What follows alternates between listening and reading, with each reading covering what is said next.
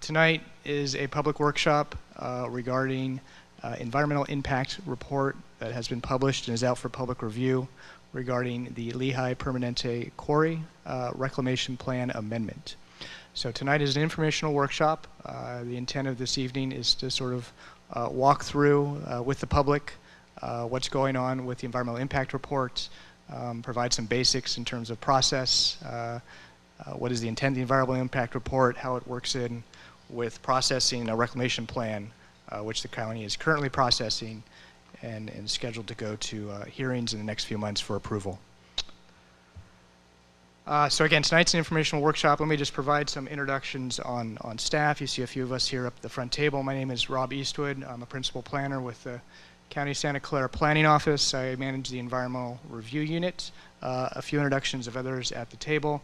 Marina Rush is project planner, and many of you know her, who's been working on Lehigh Quarry for some time. To her right is Gary Rudholm. He's a senior planner, and many of you may recognize him. He oversees the SMARA program with the County Planning Office. To my right is Pat Angel. He is a contract planner, works for PMC, but has been working for some months now on the Lehigh Quarry EIR project. And to his right is Jana Scott. Jana works for ESA. It's an environmental firm that the county hired to write the EIR, and she is the main project manager with the ESA on that. In addition, just want to recognize in the audience tonight is Nash Gonzalez. He's off to my left in the back. He's the new director of the Department of Planning and Development. Some of you might remember Jody Hall-Esser, our previous director. She has retired and moved on. Nash has started with us. I think he's on his third week, and so he's just joined our office.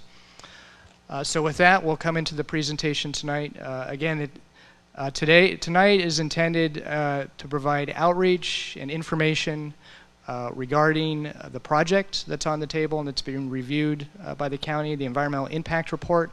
And more importantly, it's intended to be a tool tonight to provide the public with information on how to use this document, how to get access to it, how to read through it, how to comment, where to comment, so the basics such as that. So just an outline for tonight's workshop. First, we'll have an overview of the proposed reclamation plan. We did have a scoping meeting, I believe many of the folks in the audience were at a few months back. The project has changed a little bit since that meeting. We'll provide an overview of the proposed reclamation plan. We'll talk a little bit about the California Environmental Quality Act. So that's the main reason why the county is preparing an environmental impact report in compliance with that state law. We'll talk about the EIR that's been published, where to get it, and there's many copies here available tonight, what its findings are with respect to this project. And finally, more importantly, how to comment on the EIR. What is the public comment period? How can I submit comments? In addition to this meeting, what other meetings can I submit comments in? And then finally, next steps. Where does it go from here? So we'll walk through all of those tonight. For Q&A tonight, we do this is intended generally for county staff to try and provide an educational tool sort of on what is this EIR, what's it used for, how to use it with this process, what does it mean. I know with Lehigh Quarry, there's always a lot of questions from the public sort of on what's going on, the permitting, who's reviewing what. So it's sort of how does this fit in within that context, and how can the environmental impact report, what context can that be used? We are going to provide the presentation from staff here at the table, sort of provide the information we hope is useful to the public tonight. At the end, we'll have an opportunity for questions and answers. For tonight, we are looking, if there is questions from the audience, to try and help anyone in the audience out on general questions on CEQA, the environmental impact reports, the process. But I know in this process, and there is opportunity for this, there's an opportunity to provide comments on the contents of the report. For tonight, we haven't really set up to do that. There'll be a future Planning Commission meeting where we actually will have a court recorder that can transcribe, and there's an opportunity to submit written comments. So for tonight, there is definitely a Q&A session. You can submit comments. But again, the intent of the meeting tonight is to be an informational workshop and to provide some questions and answers regarding the overall process, not directly from staff, any responses on the content of the EIR. Again, there'll be a separate forum for that. So I just want to set some expectations on dialogue tonight and the objective of this meeting. So I'll talk a little bit about the proposed reclamation plan. As disclosed in the EIR in previous scoping meetings, the county is processing a proposal to amend the reclamation plan for mining operations at Lehigh Permanente Quarry. There's an existing reclamation plan that dates from 1985, and this reclamation plan would amend it. The proposed reclamation plan that's under process includes 1,239 acres. Within that is 7 acres of areas that are disturbed, have been disturbed, or will be disturbed by mining operations, and because of that are required to be reclaimed per SMAR. And then there'll be also included in the plan is 599 acres of open space. So this plan is prepared in compliance with the Surface Mining and Reclamation Act, which is a state law. It requires that all active mines must have approved a reclamation plan that shows how the mine would be reclaimed to a beneficial end use, and it must be processed in accordance with that law. Overview of the proposed reclamation plan. There are several components in areas where there's existing surface mining operations or proposed future mining operations that would need to be reclaimed. Those areas within the mining operations include the main pit, which is in generally the center of the site, the west material storage area, which is an overburden pile that currently exists on the west side of the main pit, an east material storage area, which is another overburden pile, which is newer, which is currently being installed. It's on the east side, closer to the city of Cupertino. Two areas, a surge pile and a rock plant, the rock plant associated with this crushing and creating aggregate that are sales from rock coming out of the quarry, crusher quarry office support areas. Two additional areas that are new areas that are in the rec plan, not shown previously under previous scoping meetings. An exploration area south of Permanente Creek. So for this quarry, previously there was a proposal for a new quarry on the south side of Permanente Creek. Currently all mining operations are on the north side. Associated with that, the mine operator had conducted some testing for minerals on the south side of the quarry. During review of this reclamation plan, discovered that the amount of disturbance that occurred as part of that exploratory testing crossed thresholds that required a reclamation plan. So those past drilling operations, exploratory activities are included in this also. Finally, the last part that has been added in the rec plan in the last few months is reclaiming areas that are disturbed in, around, and within the Permanente Creek corridor. So these are areas that the county has identified through aerial mapping over the past several months. In the discussions with the quarry operator, they have brought into the rec plan that include debris flows down into and around Permanente Creek, some past installations of improvements in the creek that will need to be reclaimed with the reclamation plan. There's an overview of the quarry and its overall boundary. Again, the areas we talked about shown on the screen. There's, in addition to these, on the back wall tonight, we've provided to the audience's left a couple of, and feel free throughout the evening to stand up and take a look, broad maps showing the quarry, the areas disturbed on the site, sort of some aerials of the site on the audience's right in the back. It shows some maps showing phasing of the reclamation, and I'll walk through that also. Overview of the proposed reclamation plan amendment in terms of timing. The reclamation is planned for a 20-year period in 3 phases. The first phase includes reclamation of the east material storage area that's shown in yellow. That currently is being overburned, is currently placed there now, and would include reclamation of that area.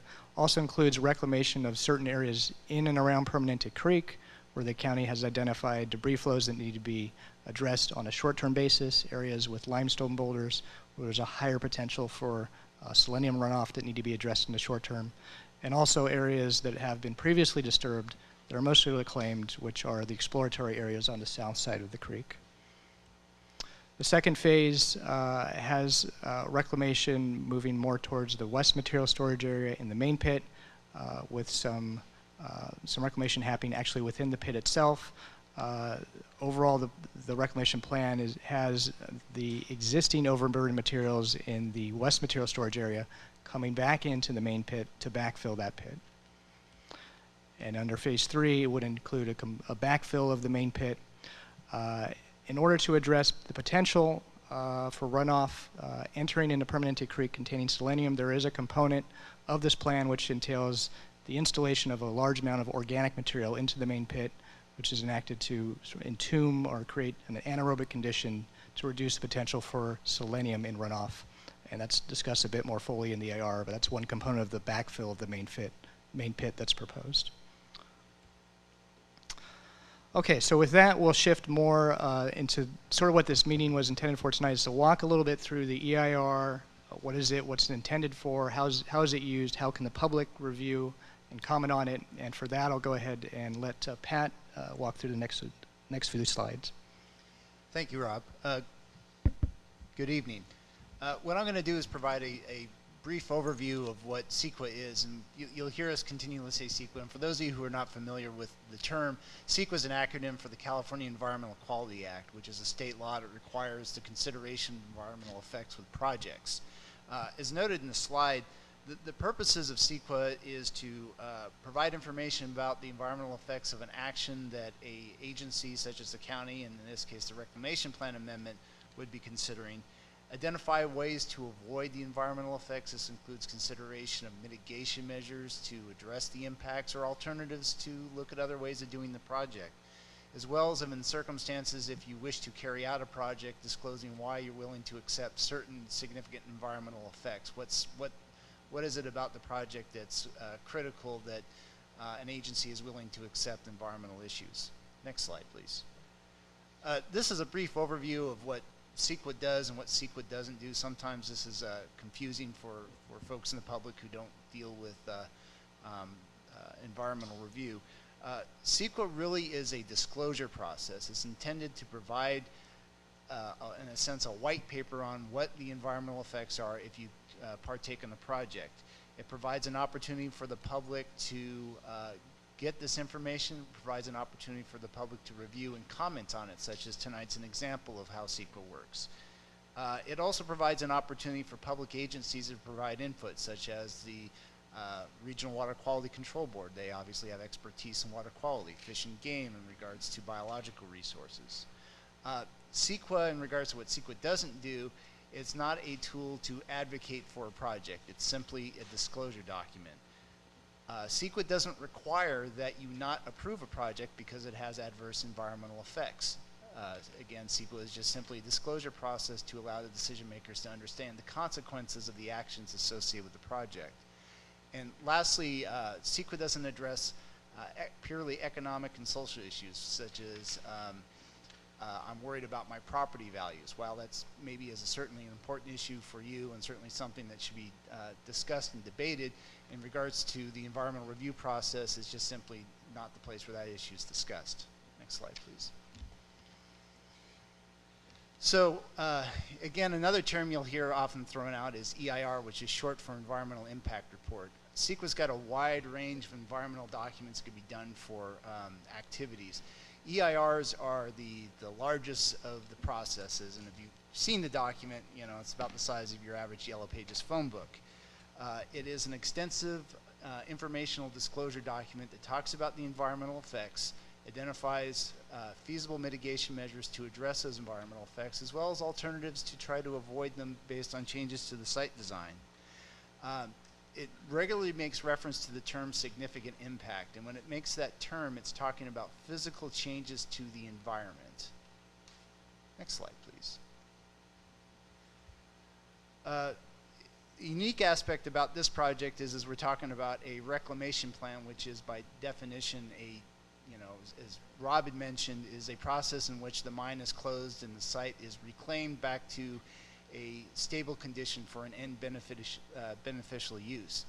Where that differs from the EIR is basically evaluating the environmental effects of carrying out the reclamation plan. What sort of impacts could we have on the environment from implementing this reclamation plan as proposed to be amended? And I think Jana is up for the rest of this presentation. At least the next segment, yes. The EIR that was prepared for this reclamation. The EIR that was prepared for this reclamation plan amendment proposal looks at each of the environmental and issue areas that you see here, as well as public services, recreation, transportation and traffic, utilities, and social services. It analyzes direct, indirect, and cumulative impacts with respect to each of these resource areas. For those impacts that were determined to be potentially significant, our scientists and other resource experts determined that some among them could be reduced below an established threshold with the implementation of mitigation measures, which are actions and other things that can be done to reduce the environmental harm that might otherwise occur. Here are some examples of where that's true.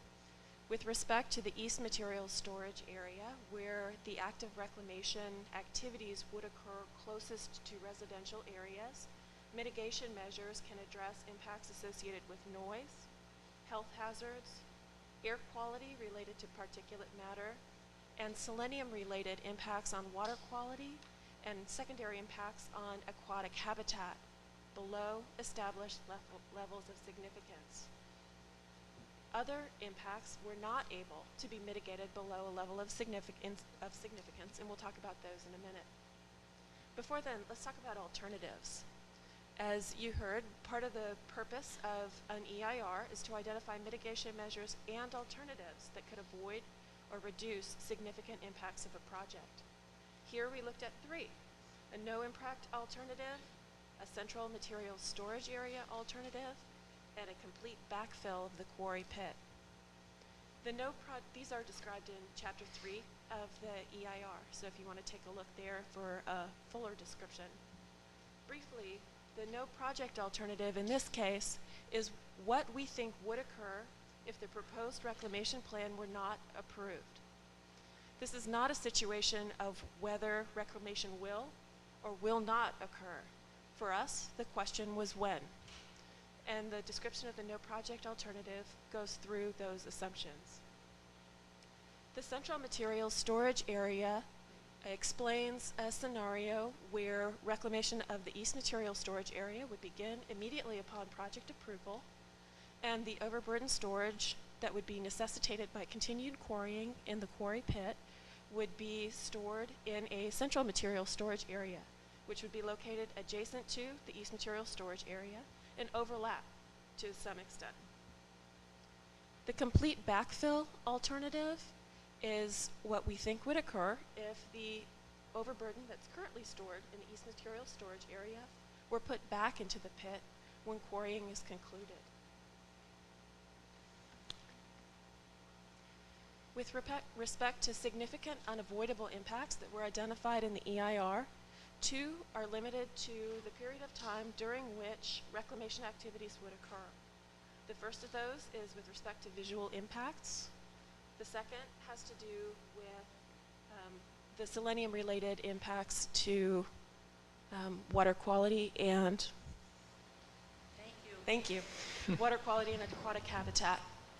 The EIR identifies two permanent, significant, unavoidable impacts.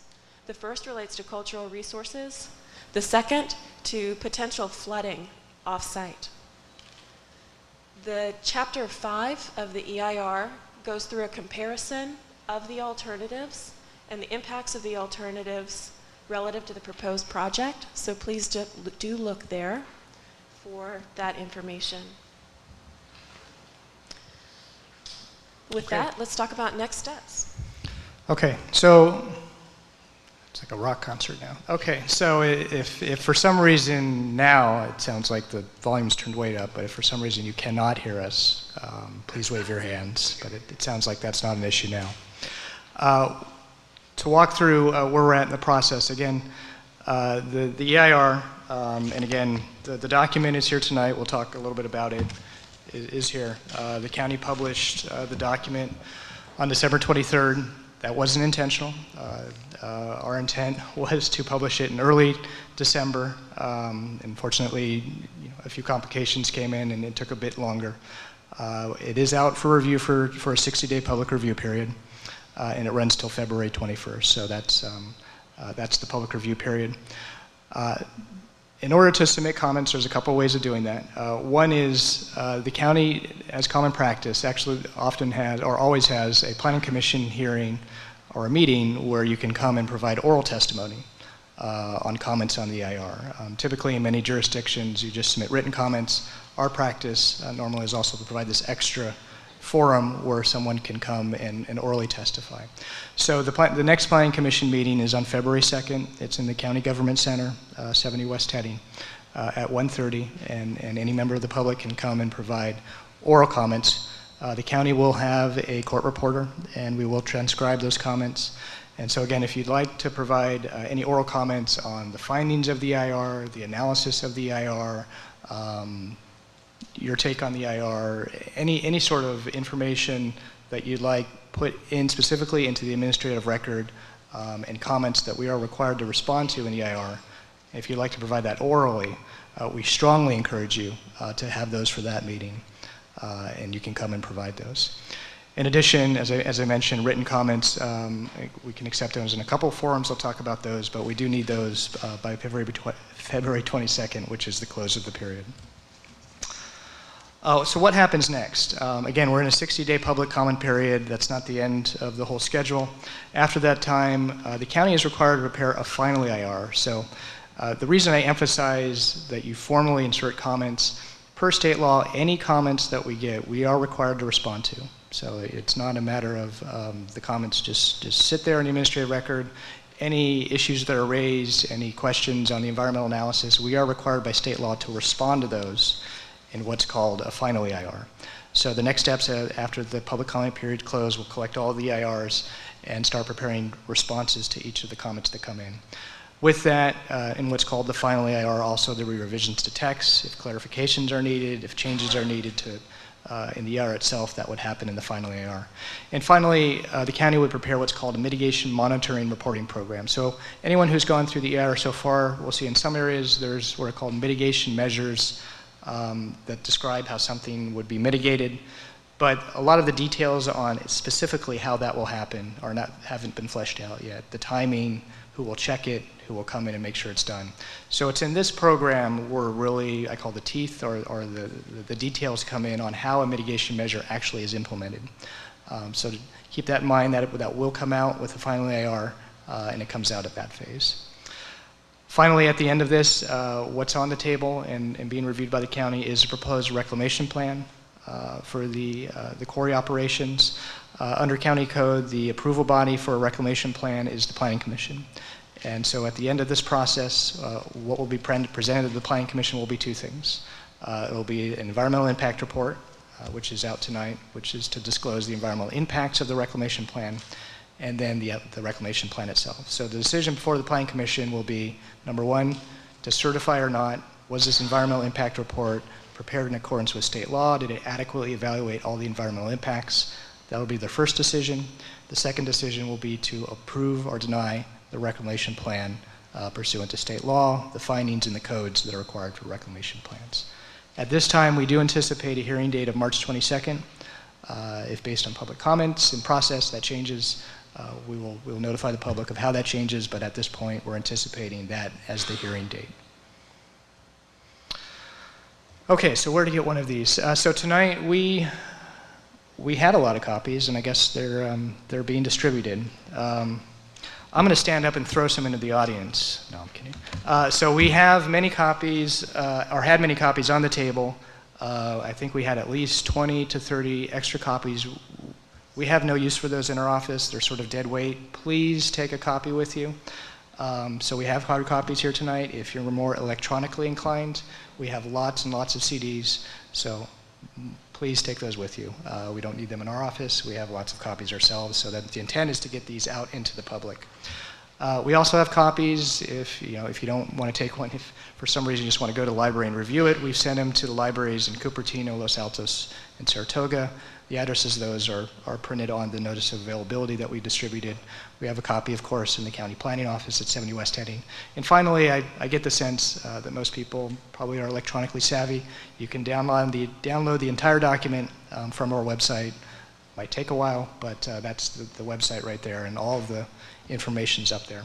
If you do have one of these documents tonight, it's about a couple pounds. The main document itself is what we call the EIR text. So this has a summary of all the technical studies, and it's the bulk of the analysis that evaluates all these areas. Now, in addition to that, you'll find in the back of the document is a CD, and that includes all of the technical studies themselves. So, for example, a water quality report, a geology report. In addition to that, all of the comments that were submitted as part of the notice of preparation will be included with that. And so they're all included within the CD. If we were to print all those, I'm not sure if I could lift it, so it'd be a very big document. So those technical studies we put into a CD and are included in the back of this document. How to submit comments. So there's a couple ways you can do so, and to reemphasize, first off, you can submit comments by mail. That's my name and address, and so you can submit them by mail to the Santa Clara County Planning Office via that address and attention to myself, again, by the date of February 21st. In addition, of course, and many people might use email, so please put that down. It's also in the document. You can submit comments by email, again, under the same deadline. Fax is still a technology that's out there, and you can use fax if you like, and so we still do have a fax machine, and you can submit those by fax also. Finally, again, for oral comments, we do emphasize, if you came tonight, again, we're setting up this forum as sort of a workshop, a dialogue to talk about CEQA process. But if you have comments specifically on the EIR, I believe water quality should have addressed this, or air quality should have addressed this, or I think the EIR is deficient or needs to be amended in this way. Those comments, I really do implore the public, for your own benefit, to bring that oral testimony to the Planning Commission meeting. Tonight, we don't have a court reporter. We're going to take general summary, but we aren't taking down exact minutes of public testimony. And so if you'd like your comments to be responded to, strongly encourage you. Probably the best way is to submit written comments, but if you'd like to provide oral testimony, please come to the Planning Commission meeting on February 2nd. We will have a court reporter who will transcribe those, and we will respond to those comments in the IR. So again, we're going to go ahead and close up the staff presentation tonight. Again, reemphasize that we're here to answer general questions. You can submit or provide testimony on comments on the IR or others. Staff won't be here to sort of engage you on those. You can provide those if necessary, but again, for the sixth time, just imploring you, I'd use the Planning Commission meeting and also written comments to submit those, to get those in the administrative record. So with that, tonight we do have, as we normally do, we have sign-in cards if you'd like to speak. I think we'll go ahead and go with... Could you remind people about giving us their name and addresses for notices? Okay. Using the sign-in sheet. Sure. Gary's reminded me that if you're not on our noticing list and would like to, there's a sign-in sheet tonight. Go ahead and put your name and address. We'll put you on our notice list. If you have an email, we've used the email blast also, and we can use that. You can use either these sign-in cards to speak or the cards over there.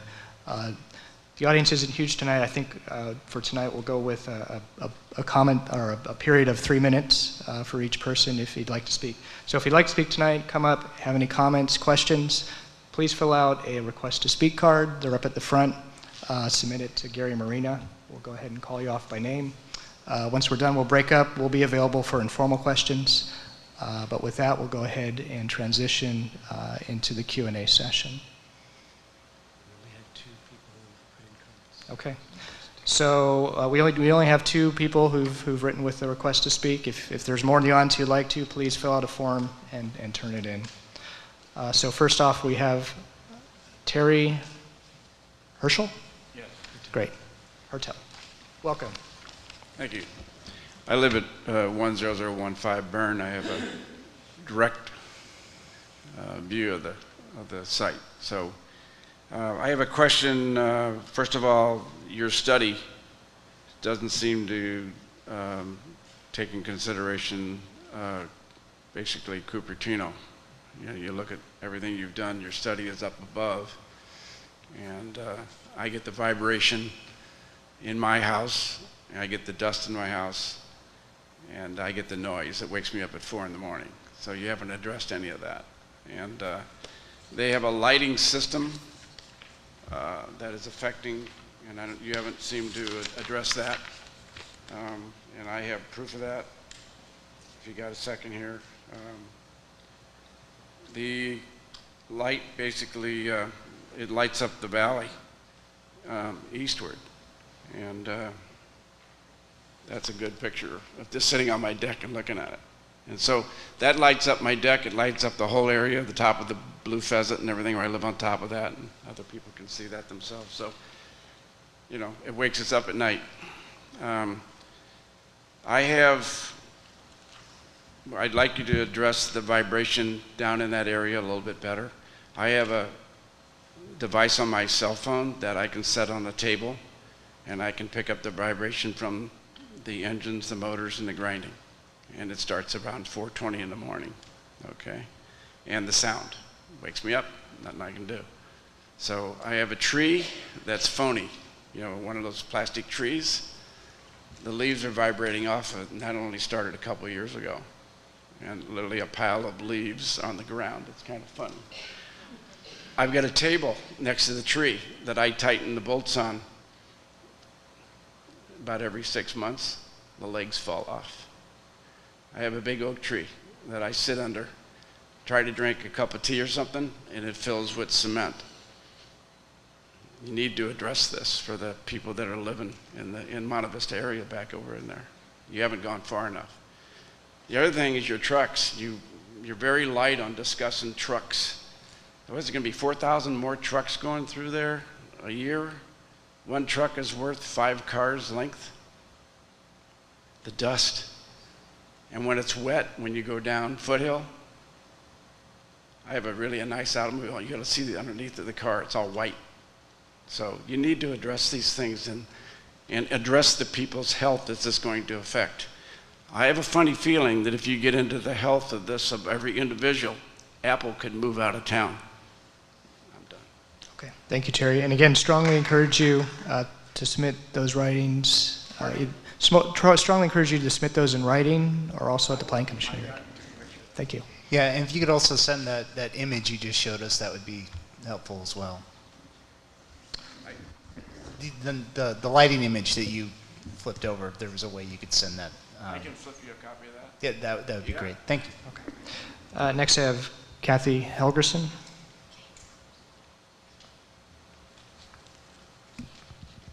Hello. Okay, first of all, I did two of those, so I don't know, am I going to speak twice, or how do you? Just once, but we got you. Oh, for both of them? Should I? Okay. All right. I've been having some issues with the planning department and Gary, trying to get information, and so we've been battling back and forth, and I'm not happy about that. I just want to mention that so that Rob knows about this too, and Marina. We should always be able to get information, and I've been waiting for an answer regarding the soil under the East Material Storage Area for over a year now, and you know about that. And no one's tested that soil. It used to be an aluminum plant and an ammunition plant.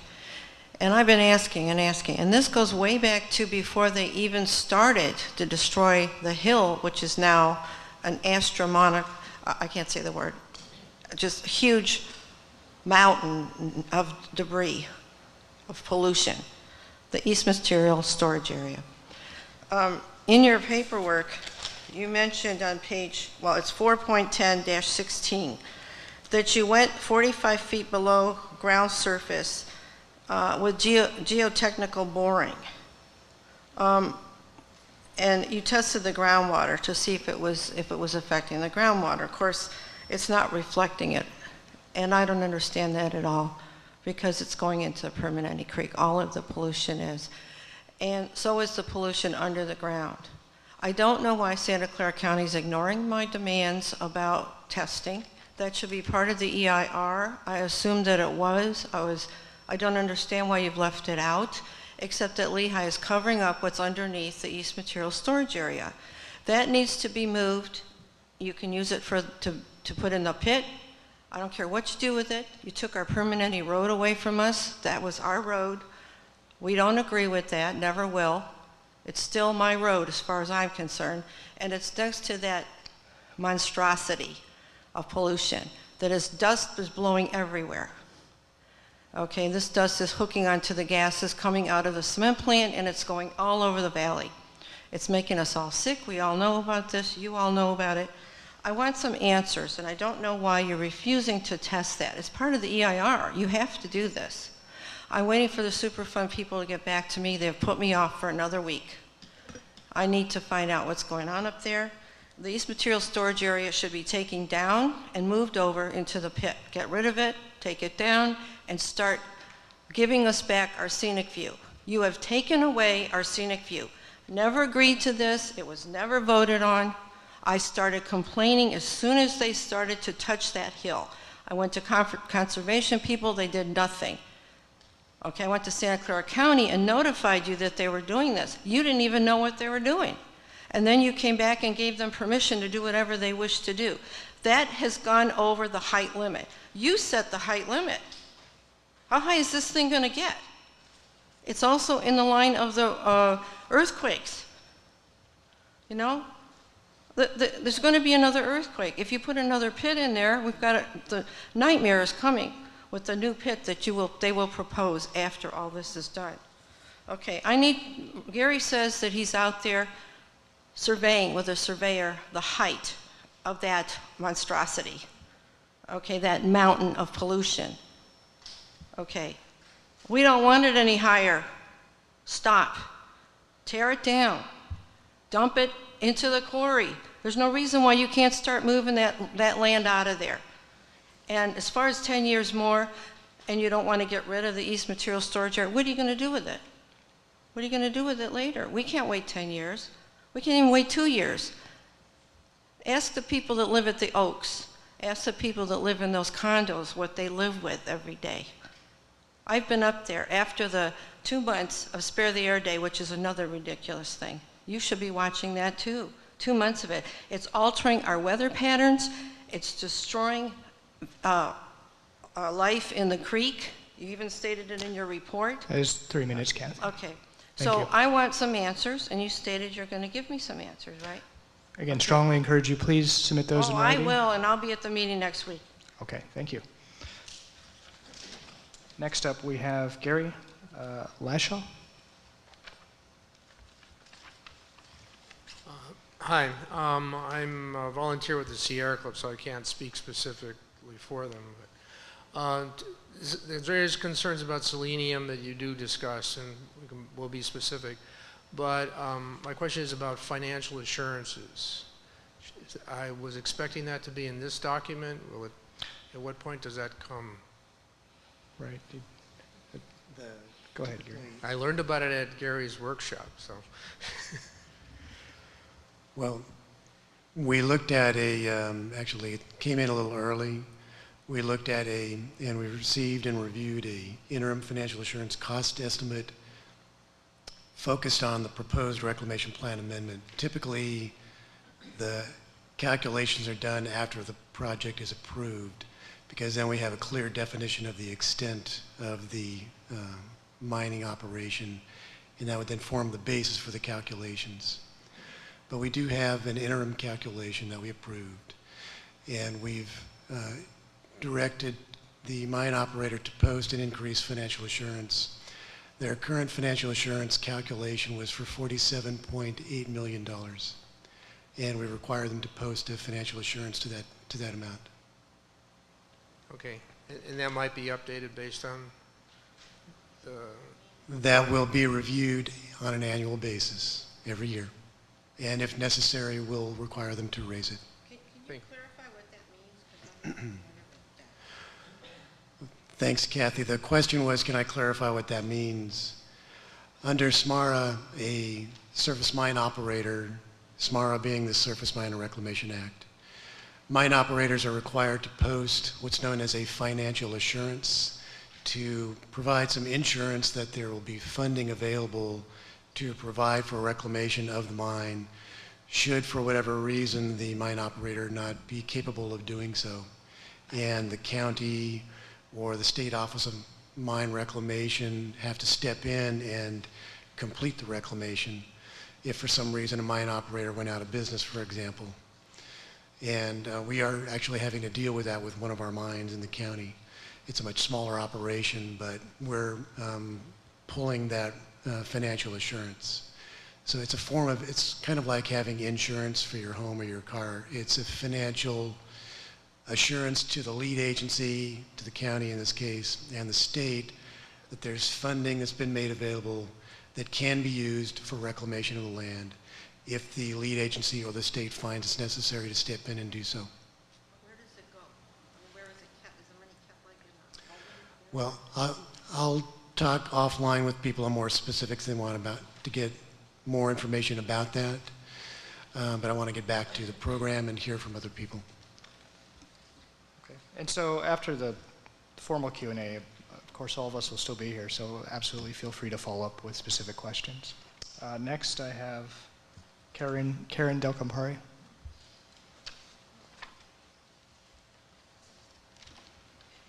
I have a few questions.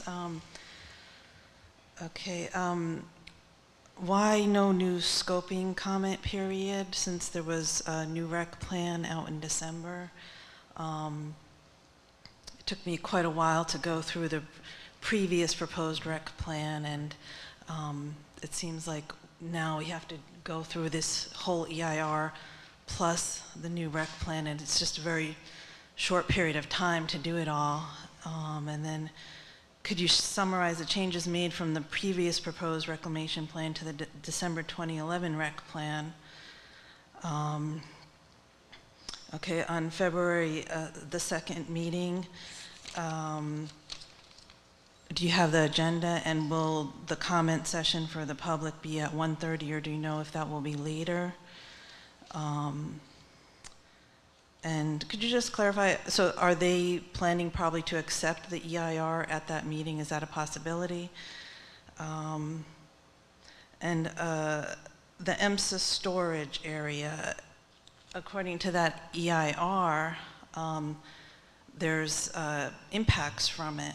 And I'm wondering, now that it's well documented that there are impacts from the EMSA, are you going to continue between now and whenever the rec plan is accepted or not, to have continued storage there? And how can you justify that? And then I brought this up previously, but truck noise at the intersection of Stevens Creek and Foothills not been addressed. That's something that personally, especially in the summertime, we get all the noise from that, and 3, 4 in the morning, on a daily basis, woken up.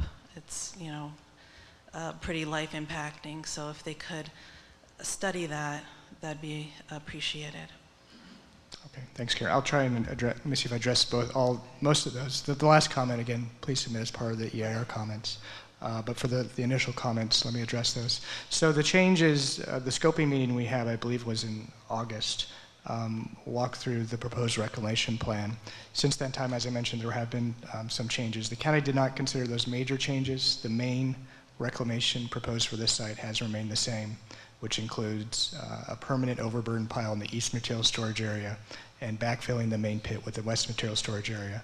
The two modifications that have come into place since that time, as the county identified areas of disturbance down into and around, in certain instances, Permanente Creek. And those are shown on the board where those are coming in and required to be. So that's areas down and around Permanente. You'll see that in the rec plan, that through aerial photos and working with the mine operator, were required to come into the plan through past debris flows, boulders that had come down through past mining operations into those areas. And then finally, the exploration areas that are coming into the rec plan. So in reviewing those areas, they have come into the rec plan. And looking at those, the county did not believe they were major enough to restart the entire process. As you know, we've had quite a number of scoping meetings. An initial proposal for a rec plan we had in 2007, and I believe we had at least 3 scoping meetings since that time. So the main reclamation proposal on the table is generally the same. With respect to the February 2nd hearing, it will be before the Planning Commission. Now that meeting, the Planning Commission will not be taking any actions. The Planning Commission has other business that day they'll be doing, but when this item comes up, it is only to accept public testimony. So the Planning Commission doesn't take an action. They're required to respond. They would be there to respond anyway to public comments. It's something that's not required per state law, but per tradition, the county has had that forum so people can provide oral comments, and it's a standing monthly meeting, so we provide it there. But the Planning Commission won't be taking any actions. Now, in the future, sure. The item, I believe, is the third item in the afternoon. It's the seventh item overall. Some of those items are sort of introductions. But in the afternoon, they have 3 items. The 2 before it are status reports. Our estimate is likely that the item will start around 2. There's 2 items ahead of it, but it is noticed for 1:30, but there are 2 items ahead of it, and in staff's estimate, it would be at 2, but you could come as early as 1:30. And again, just to clarify, the Planning Commission is not taking any actions now. In the process, in the end, after all the comment period is done, the final EIR is prepared, and the reclamation plan is presented back to the Planning Commission, which we anticipate to be March 22nd. At that hearing is when the Planning Commission takes an action. They consider whether to adopt, whether to certify or not the environmental impact report and approval of the reclamation plan. Your comments on traffic, please encourage you to submit those in writing. Thanks. The EMSA storage area, the county did evaluate potential environmental impacts from the EMSA storage area. Under an agreement between Lehigh and the county, there is a fixed area in which the EMSA storage has to be contained within. So under that agreement, that remains in effect. Any future storage beyond it, which is the subject of the EIR, will not be allowed until the reclamation plan is approved, and any of the mitigation measures and additional measures that come into play as disclosed in the EIR conditions would then come into play. Can I clarify one thing? Sure. I just want to be clear too that the environmental impact report analyzes impacts associated with the proposed reclamation, not any existing environmental condition that may be present on the property.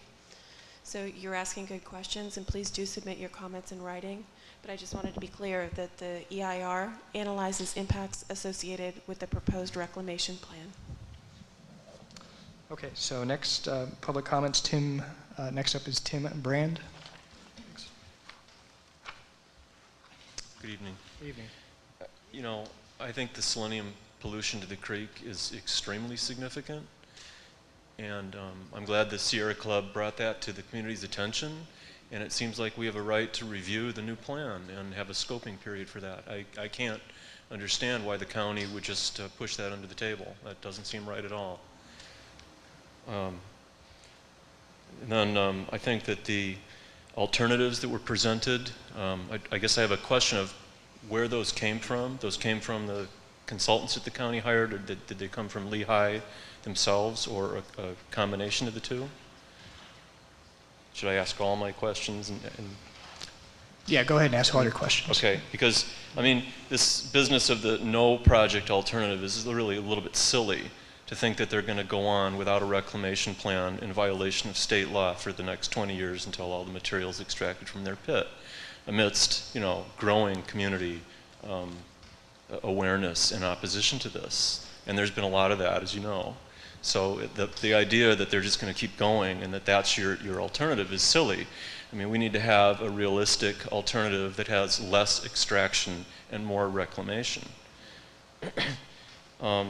Then my comments previously, I know, in front of you several times focused on their past performance. You have to pardon, my voice is a little bit gone tonight. Accounting of their violations and judging their performance on their last reclamation plan. Did they fulfill it? Did they obey it? And using those things to judge whether they're going to obey the new reclamation plan, whether they're going to fulfill that or just ignore it like they did the last one. And I don't think that my comments on that were adequately summarized in the EIR. And I don't think that the EIR, to my knowledge that I've found yet, has addressed any of those things. And that seems to be very realistic. You would look back and see how they did last time to judge whether they're going to do good the next time. It's just reasonable. And lastly, I guess, is the list of controversial areas. there are 3 lawsuits pending. You know, I mean, the list you guys have there is a slap in the face to this community. Thank you, Tim. And again, I encourage you to submit those comments in writing or at the Plan Commission meeting. I will touch just a little bit on the alternatives and sort of how the selection process. So the purpose of alternatives analysis in the EIR is to consider if there's identified significant impacts, is there an alternative way that the project could go forward under a different design or something, still meet basic objectives of the project, but avoid those significant impacts. So those define the alternatives you have that are in the EIR. Specific to this case, the no project alternative is unique, required under California Environmental Quality Act. We have to evaluate a no project alternative. Typically, what's before cities and counties is a development proposal where someone wants to build something. In those instances, a no project is it's not built. And in this instance, the project is a reclamation plan. And per state law, all mining operations need to have a reclamation plan to be compliant with state law. So the no project alternative, it was very much a struggle with county staff and the consultant in evaluating it. As Janet talked about earlier, we are required by state law to have this. So we were forced to provide a scenario if for some reason the Plan Commission did not approve the reclamation plan, what potentially could occur with respect to future activities on the site. Again, we had to postulate that an alternative reclamation would come forward, and the no project alternative talks about that, because under no scenario is there an alternative where there is not a reclamation plan. Again, the mine per state law needs a reclamation plan in order to continue mining. So that has a bit of nuance to it, specifically with this project. But again, with respect to the rest of your comments, please submit those in writing or at the Plan Commission meeting. Can I address the controversial area part of his question? What's that? I'd like to address the part of your question about the list of controversial areas that was included in the EIR. That list was generated based on a summary of scoping comments that had been provided in response to NOPs and NOP comment meetings for each of the NOPs that have been issued in connection with proposed reclamation plan of the quarry.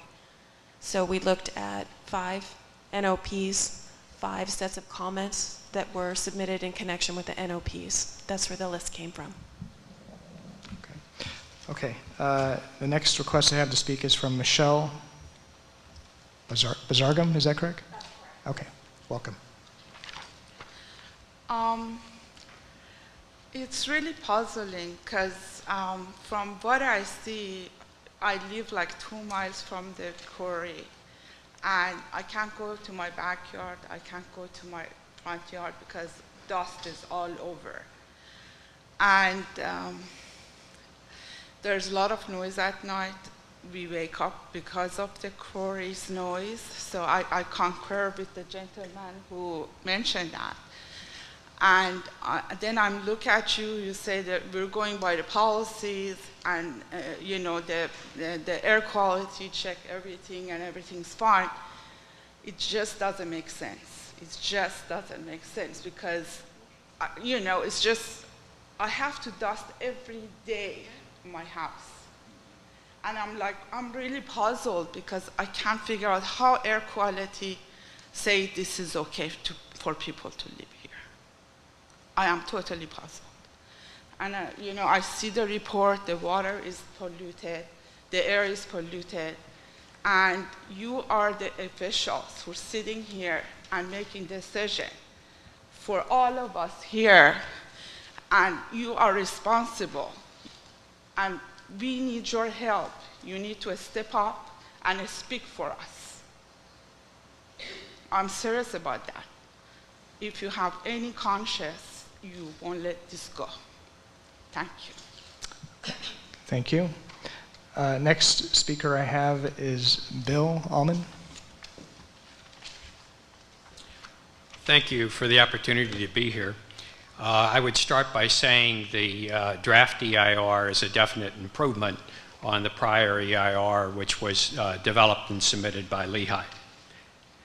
Today, we still have no reclamation from the 1985 reclamation plan. That's quite an astounding statement. Scenic easement from 1972 is still in force, and the violation continues. And under the EIR, that violation will continue for another decade. Unacceptable. EIR does not cover the total project. It leaves out the cement plant. The cement plant is an integrated part of the Lehigh operation. It's a quarry and a cement plant. Heinrich here has testified to that repeatedly at the vesting hearing. Cement is the 3098 OMR issue, cement. That's what's driving this whole process. The quarry does not make cement. The cement plant is run by a city permit, or pardon me, by a county permit. The cement plant is not part of the EIR. Doesn't this seem strange? There's 100,000 diesel trips per year associated with the cement plant. If you look at your greenhouse gas section, that is not addressed. 100,000 truck trips per year.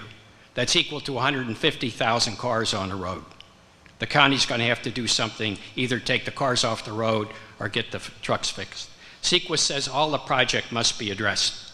The new pit is not in there. The new pit was withdrawn in order to process this. When the new pit reappears, what's going to happen? I think we all know. We now have an HRA, health risk assessment here. It's out of date. It's flawed. It's based upon the AirMed model, AERMOD. The Air District has now concluded that the AirMed model does not meet, does not accommodate the unusual terrain at the plant. That means the same level of toxins coming out, but it's falling in different places. We don't know where. Chromium-6 is not mentioned in the EIR. Not monitored at Monte Vista.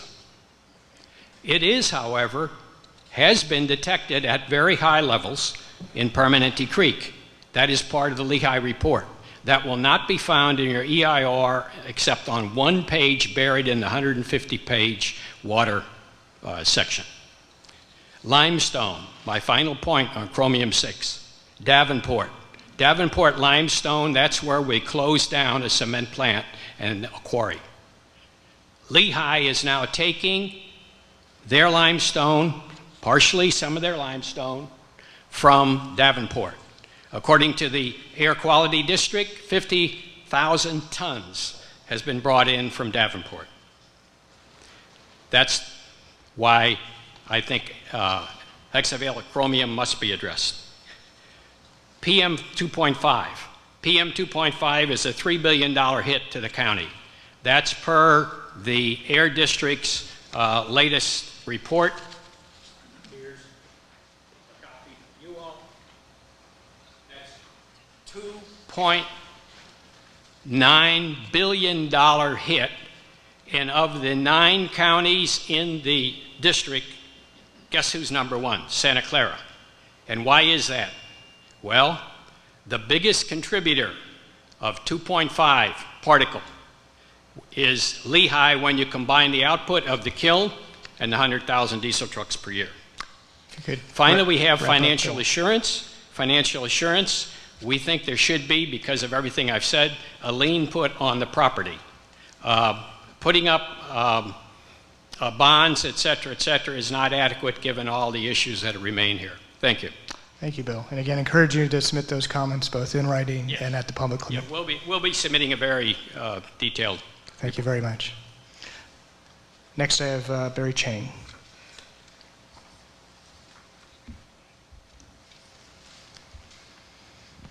Good evening. Can I ask a question first? Some clarification question from Pat regarding there shouldn't be any economic consideration.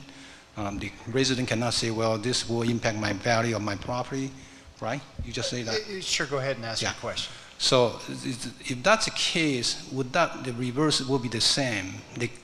The quarry operation cannot say, well, this will cost us that much, so we cannot do it. Well, I guess, could you clarify a little bit, Barry? I'm trying to follow you.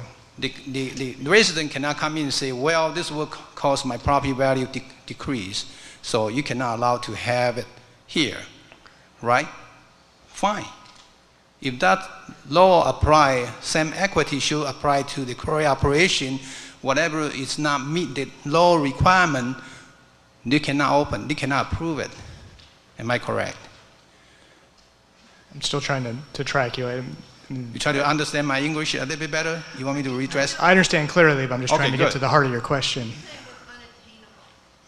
No, that's my question. Okay, so second question for Janet. When you say, when you do your presentation just a couple of minutes ago, you say this is approval.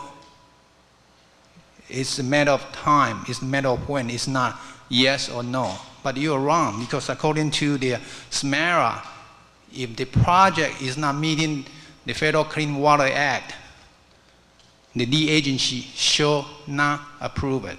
It's in the section here. I can show it to you.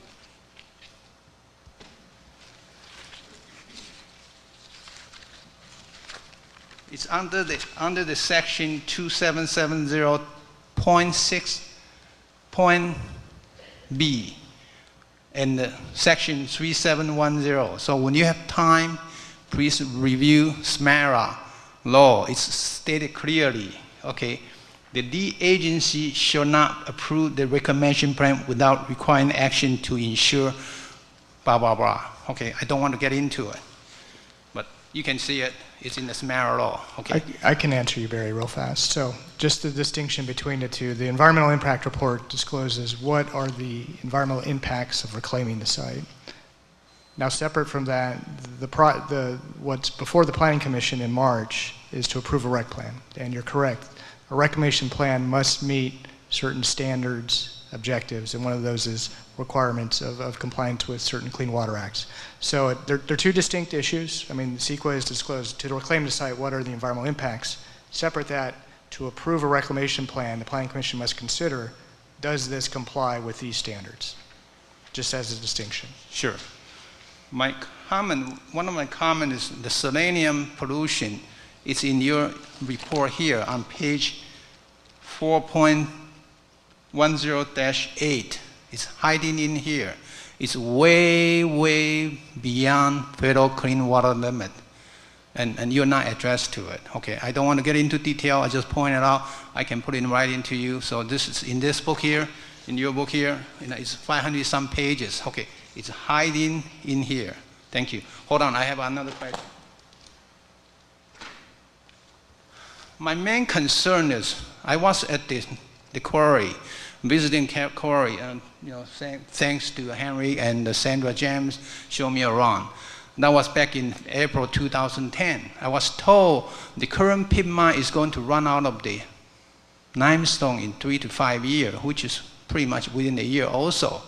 Okay, so that's why we have this new open pit mine proposal before. One is 85 acre or 89 acre, then later on change it to south side of this current one is another 200 acre. And then suddenly, on July 20th, when Department of Conservation sent a 30-day notice to Lehigh to threatening to remove them from AB 3098 list, which means they cannot sell their product to government-funded project. Lehigh, instead of taking care of the problem, they filed a lawsuit on August 11th, if I'm not wrong. And then I was shocked to learn when I went to State Mining and Geology Board meeting in Sacramento and heard Lehigh's then used director, Mr. Marvin Howard, and then their attorney told the State Mining and Geology Board, say, oh, the County Board of Supervisor, this next advised us not to put the new open pit mine in the proposal, so we are going to remove it.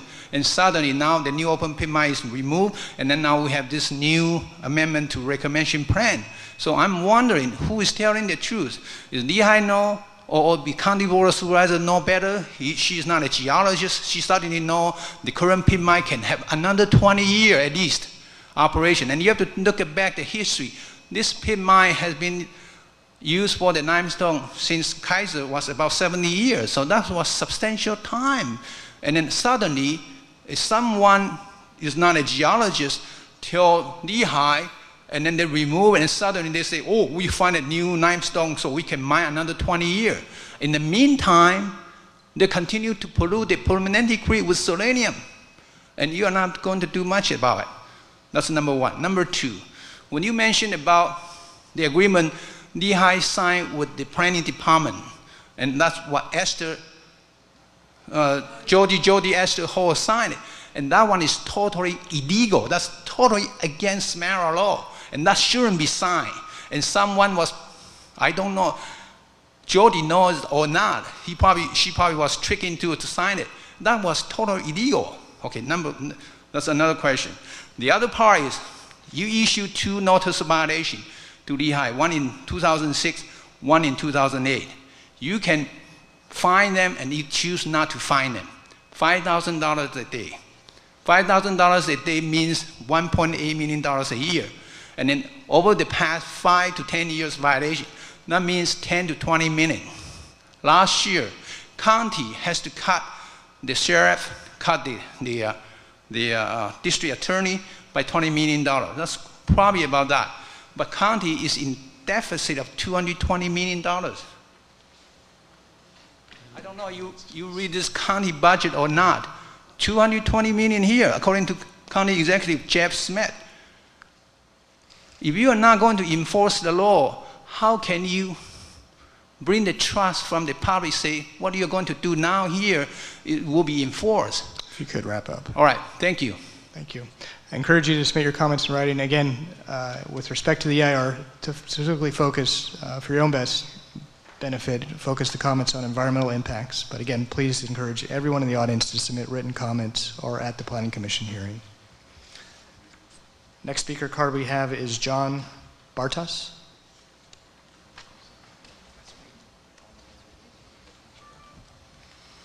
Hi, I'm glad to see you all again. Getting to be a regular thing. You're new, but anyway, my comments on this, I'll have more written stuff by February, but my observation on this is that basically what's going on up there is changing fairly rapidly, probably too rapidly to really have a meaningful EIR go into effect at this time. Points to be brought up since the last time we met, the lawsuit about the selenium in Permanente Creek. I'm sure you're all aware of that. The cement being imported from Davenport with the high levels of hexavalent chromium. They shut down another plant so that they wouldn't use that cement, and now it's here. I mean, that worries us. Recently, there's been another episode where sticky film started appearing on everybody's cars. I live about a mile from the plant. I'm just about a foot to the right of that map there that you've got up there, going by the size of the map from here. Maybe not even a foot. But, and all my neighbors, everybody, all my cars, anything that was outdoors. And after 3 weeks, it stops. So we don't know what that was. And somebody told me they scraped it up, had it analyzed, and it was some kind of arsenic paste. So I advised everybody not to lick it. But we don't, yeah, whatever. we don't... Anyway, so I mean, this is something that's not finding its way into either the EIR or the reclamation plan. If there's something up there that's giving off arsenic, whatever's giving off the selenium, using the hexavalent chromium, you know, how relevant is that to reclamation? I think it should be addressed. Another related area, again, something that changes too rapidly to be tracked by something like a 20-year plan, is the fuel they're using up there. Since I've been living up there, it's changed from natural gas, I believe, to coal to petroleum coke. And I might have missed a couple. Oh yeah, and tires. I forgot about that. They were burning tires for a while up there, old car tires, which is how I actually found out they were up there and got active with this policy. Those tires smelled really bad. Anyway, so I guess where I'm going with all this is that I think you need to define a real meaning of a no project alternative. There's simply got to be one, because the project that's been up there has been too out of control. It's been whipsawing the whole community all over the place. They keep changing what they're doing. They keep changing their story. Again, the second pit mine, it goes in, it comes out, it's going to come back in. We all know that. As Barry pointed out, we don't have geologists telling them to take this out or put it in. We have politicians doing it. And I should also point out a politician that's going to be replaced very shortly. You may want to keep that in mind as you go forward. Anyway, if we don't define a meaning here for no project, I have a feeling that the community is going to define the meaning as no mine. And now, none of us want to shut that down. You know, there's the whole thing about how it's too big to fail and too vital to, okay, maybe a few of us want to, not all of us want to shut that down. Let me rephrase that. We just want to have the dust that was mentioned, everything that's been mentioned here, the hexavalent chromium, the arsenic, the selenium, we would just like it to stop. We want it to stop periodically falling down on us. That involves reclamation, that involves environmental impact. And you know, if the meaning of the no project means that they get kicked off AB 3098 for a while, well, they get all that cleaned up so that we can do a meaningful reclamation plan, then I think that's one possibility we ought to look at. Anyway, and I'll have that in writing for you. Okay, thank you.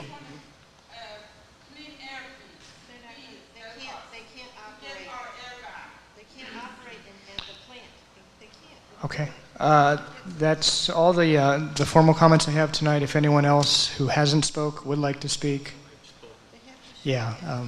So unfortunately, we do just go through one speaker tonight. Again, if anyone hasn't spoken and would like to speak, would encourage you to submit a speaker form to come on up. Again, we'll end the formal Q&A, but again, we still have this room. Staff will be here. If there's no one else who wishes to speak and are available to answer questions. Again, I want to thank everyone for coming out tonight. Ma'am, would you like to speak? Yes, I guess on the CEQA aspect, yeah. I'm concerned that there isn't really a good representation of the Santa Clara Valley Water District project for the rest of Permanente Creek.